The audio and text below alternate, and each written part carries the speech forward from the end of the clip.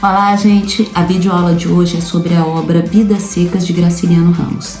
Eu sei que essa obra é muito cobrada em algumas universidades de vestibulares tradicionais. Algumas pessoas me pontuaram isso e é por isso que eu trago esse vídeo para vocês, para a gente conversar um pouco sobre Vidas Secas. Então, se você precisa desse livro ou quer saber um pouco mais sobre esse livro, me acompanha nessa videoaula.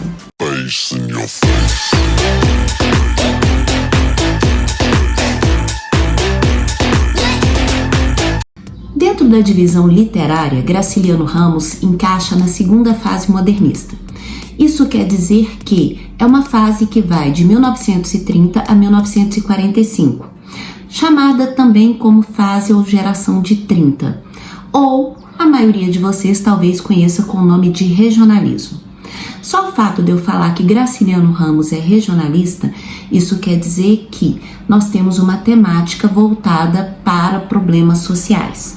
A abordagem, por exemplo, da fome, da seca, da angústia, do tentar sobreviver, que é uma característica da geração de 30. Sendo assim, não é que há uma ruptura total de Graciliano Ramos com a primeira geração modernista. A primeira geração modernista estava preocupada com a Semana da Arte Moderna, com quebras de tradição e assim sucessivamente. Quando chega a segunda geração, a preocupação é mais social, mas isso não quer dizer que a segunda geração não tenha uma influência, por exemplo, da primeira geração. O próprio Graciliano Ramos, ele utiliza, por exemplo, onomatopeias na obra dele, que já é uma característica da primeira geração. Ou ele retrata a fala dos próprios personagens numa posição de uma linguagem mais oral. Isso também é uma característica da primeira geração. No entanto, não há aquela preocupação tão estética em quebrar com o tradicional, com o protocolo e todo o resto. Então a gente vai ter um outro momento, muito embora não haja 100% uma ruptura com a primeira geração moderna, conhecida como geração de 22. Em Vidas Secas, quando Graciliano Ramos apresenta a família de Fabiano e sim a Vitória, existem algumas situações ali que são bem típicas e bem clássicas dentro da literatura. Uma delas é que ele não vai apresentar a família como uma instituição social. Ele vai apresentar a família como uma dissolução. Como a gente consegue perceber isso? A gente consegue perceber pela ausência de alguns nomes. Dentro da literatura, o nome e o sobrenome, eles vão evocar uma posição social ou uma condição de pessoa. Quando eu dou um nome para um personagem, eu estou atribuindo uma condição de pessoa a esse personagem. Quando eu coloco nome e sobrenome nesse personagem, eu não só estou evocando uma condição de pessoa, como eu estou evocando também uma posição social dessa pessoa na sociedade. No caso de Vidas Secas, nós temos personagens que não têm nome. É o caso, por exemplo, dos filhos de Fabiano e Sinhá Vitória. Eles são chamados de filho maior e filho menor, não tem nome para eles. Quer dizer, não há um reconhecimento nem enquanto pessoa. Ou num outro capítulo em que nós vamos ter a figura do soldado amarelo, ele também não tem nome. Então todos esses vão implicar numa dissolução familiar, que é isso que Graciliano Ramos quer mostrar através da obra Vidas Secas. Sobre a linguagem da obra, é bom pontuar que Graciliano Ramos ele não traz um lirismo, ou seja, uma forma poética de expressar Vidas Secas. Na verdade, o tom é um tom muito assertivo, duro, taciturno e imagético. Isso quer dizer o seguinte: como ele usa muito substantivos e adjetivos, esses adjetivos vão criando uma imagem na nossa cabeça. Ou seja, imagens fortes, imagem de dor, imagem de sofrimento e direta, sem aquele lirismo, sem fantasiar. Outros autores trazem esse lirismo, essa forma, digamos assim, mais suave de trazer aquela realidade, que não é o caso de Vidas Secas. Quando você pega Vidas Secas para poder ler, você compreende que as informações são bem fechadas, bem taciturnas e extremamente diretas. De uma forma geral, a obra trabalha com o discurso indireto. Nós temos um narrador em terceira pessoa com um discurso indireto livre. E quando esse narrador ele utiliza, emprega a fala dos personagens, ele traz essas falas de uma forma um pouco mais caótica, em que talvez o leitor se sinta um pouco perdido. Mas isso, na verdade, é um processo de espelhamento, para que o leitor perceba que esses próprios personagens, eles não conseguem comunicar o que estão sentindo com clareza. Então, é extremamente intencional quando você vai ler Vidas Secas e fica meio perdido naqueles diálogos, em que você vira e fala, gente, mas exatamente o que eles querem dizer? Eles querem dizer que eles não conseguem externar necessariamente aquilo que eles sentem. Vale lembrar que em Vidas Secas nós vamos ter um processo de animalização. O que seria esse processo de animalização? Basicamente, os personagens, e aí nós falamos de Fabiano, sim, a Vitória, filho maior, filho menor, ou seja, os personagens de uma forma geral, eles vão aparecer de uma maneira em que a humanidade vai se esvaindo deles. Ou seja, o ser humano, o sonhar, vai se esvaindo. E entra num ponto em Vidas Secas que esses personagens, eles só pensam, só conseguem sentir a necessidade da sobrevivência, porque é o que vai falar mais alto. Então eles se tornam mais ríspidos, mas ao mesmo tempo sem poder de ação e decisão. Então isso é um processo de animalização que vai ocorrer nos personagens de Vidas Secas. O próprio título do livro já traz essa ideia. Vidas, é claro que está associado aos personagens que estão envolvidos na obra, é claro que sim. No entanto, a palavra secas é uma palavra que ela pode ser interpretada de duas formas.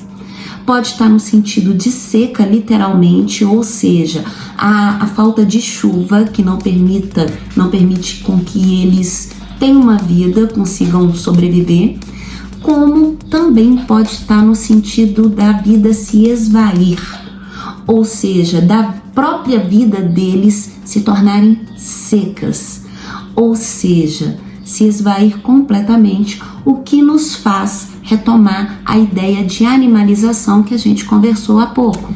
Dentro de Vidas Secas, existem capítulos em que nós vamos ter uma visão dos personagens de uma forma mais profunda. Cada capítulo traz essa visão de um dos personagens. Por exemplo, o Fabiano, ele tem um desejo, um anseio. E qual é esse anseio? Se comunicar melhor. No entanto, é um desejo. A gente sabe que pela situação é apenas um desejo. Ele não vai conseguir realizar nessas condições. Em outro capítulo, por exemplo, sim, a Vitória sonha em ter uma cama de couro. Pode parecer uma coisa bem simples, mas também é algo inalcançável a essas pessoas. Então, cada um dos capítulos traz um personagem de uma forma mais aprofundada, ou seja, mostrando quais são os sonhos, desde o mais complexo, por exemplo, que seria o caso do Fabiano com a comunicação, até os mais simples, por exemplo, que é o caso da baleia, que sonha com um campo lotado de preá para ela poder brincar.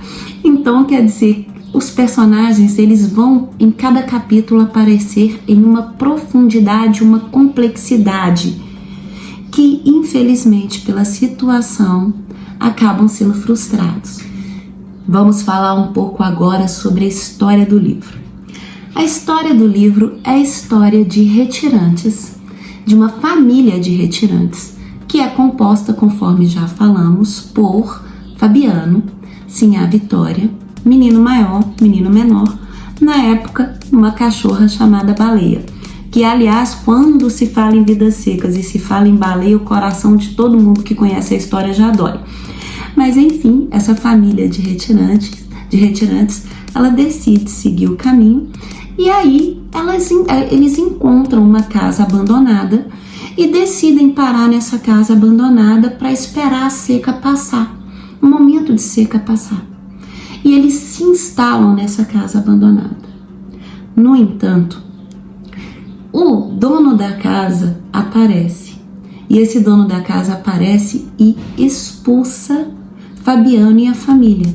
E é um capítulo muito que até machuca o coração, gente, porque esse dono da casa, ele não tem a menor compaixão, ele não tem a menor bondade com a situação ou empatia com a situação daquela família. Ele simplesmente expulsa. Mesmo sendo expulso da fazenda, Fabiano tem uma ideia. E a ideia é conversar com o dono da casa, em que ele oferece ao dono da casa os seus préstimos, ou seja, o seu trabalho. E o dono da casa reflete e acaba aceitando a proposta de Fabiano.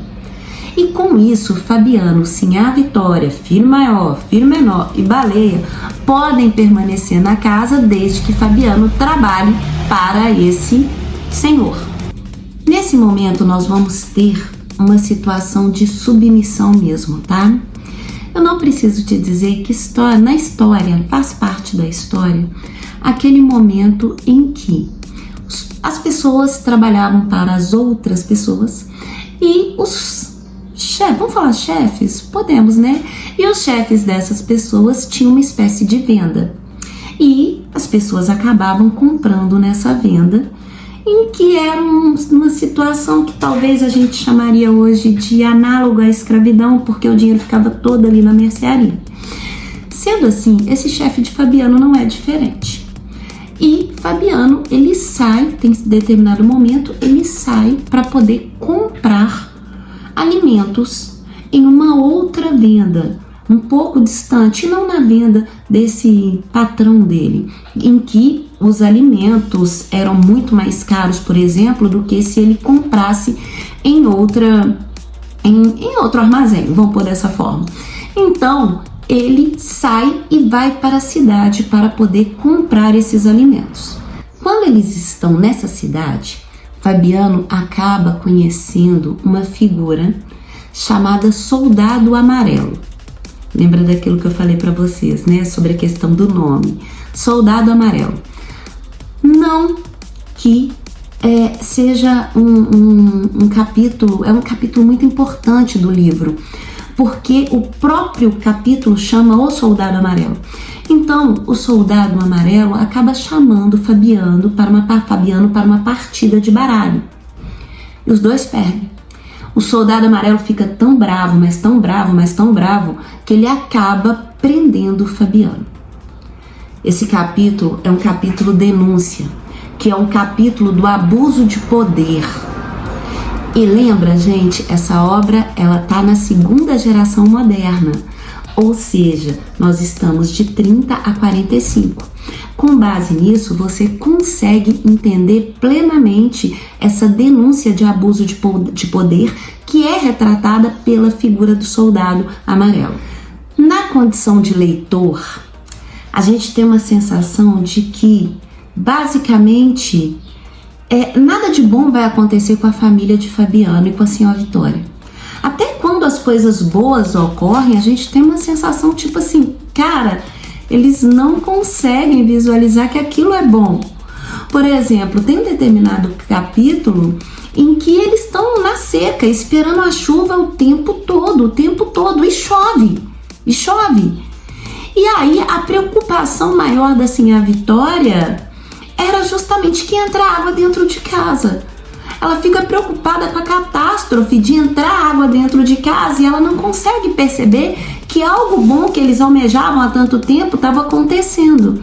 Então a gente tem sempre essa sensação, mesmo que coisas boas ocorram, a gente tem essa sensação de que eles não conseguem mais visualizar isso. Quando eles vão para essa cidade, Fabiano não consegue se encaixar dentro da movimentação da cidade mesmo. E ele tem que se controlar para não ter um acesso de fúria, de raiva mesmo. E ele fica tão nervoso que ele acaba tendo uma discussão com o patrão dele. E ele é demitido por causa disso. No entanto, ele consegue reverter a situação. Mas é bom deixar claro que essa discussão é porque Fabiano ousa, vou dizer desse jeito, ousa questionar um erro no pagamento dele. Gente, que era uma situação muito comum, muito provavelmente, né? Esse questionamento, né? Procede. No entanto, ele não tinha o direito de falar nada. Lembra, é o processo de subserviência, é o processo de animalização, é aquele ponto em que a pessoa não tem o direito a nada, nem de se expressar. Então, ele acaba sendo demitido, mas ele consegue reverter a situação. Mas isso é uma forma de mostrar novamente o abuso de poder e a situação em que Fabiano e a família se encontravam nessa obra. O interessante de Vidas Secas é que a história ela é cíclica. Quer dizer, o final de Vidas Secas é exatamente igual ao início de Vidas Secas. Fabiano, sim, a Vitória, menino maior, menino menor, acabam para poder fugir das secas, saindo de madrugada, sem que o patrão visse que eles estavam saindo, retornando ao ponto inicial da obra, na condição de retirante e fugindo da seca. Por que uma obra cíclica? Porque para mostrar que é uma situação que não tem fim. Na verdade, Fabiano, sim, a Vitória, menino maior, menino menor, eles vão representar vários personagens que vivem essa situação. Por isso, essa ideia de cíclico. Bom, eu espero que vocês tenham gostado dessa videoaula.